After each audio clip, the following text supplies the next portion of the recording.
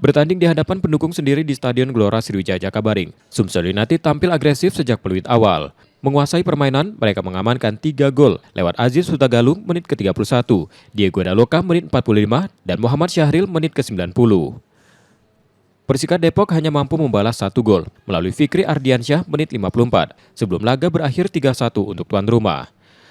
Meski bermain dengan 10 pemain, usai kartu merah Rahmat Hidayat, Sumsel United tetap menjaga ritme dan meraih poin penuh. Tapi sekali lagi, perjalanan kita masih jauh, karena tangga kita masih banyak. Masih ada 17 pertandingan lagi yang harus kita harungi. Tetap membumi, tetap rendah hati,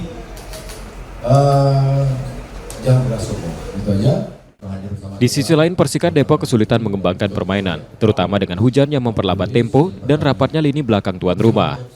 Tapi memang tidak sangat baik defense dari Sumsel sehingga kami kesulitan sama sekali. Terakhir mereka malah bisa menambah gol. Ini sama buat tim Sumsel. Tambahan 3 poin ini mengantar Sumsel United naik ke peringkat ketiga klasemen sementara grup 1 dengan koleksi 17 poin dari 10 pertandingan. Nur Muhammad, Kompas TV, Palembang, Sumatera Selatan.